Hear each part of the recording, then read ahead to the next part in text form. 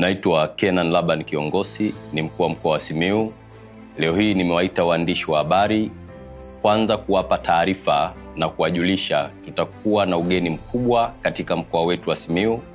Ugeni wa Mheshimiwa Rais Daktari Samia Suluhu Hassan, Rais wetu wa Jamhuri ya Muungano wa Tanzania, ambaye atafanya ziara katika mkoa wetu wa Simiyu, ziara ya kiserikali kwa ajili ya kuja kukagua miradi mbalimbali ya maendeleo ambayo aliiletea fedha katika kipindi cha miaka 4.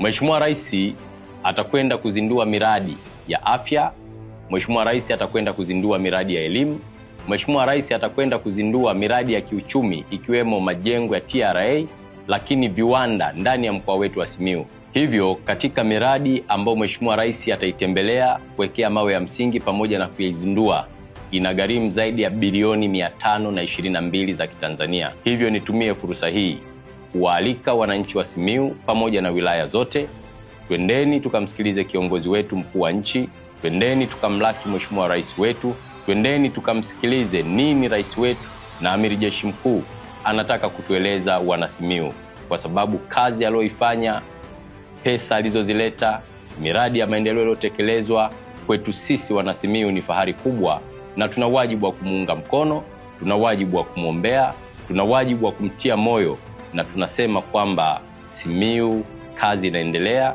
chini ya Daktari Samia Suluhu Hassan.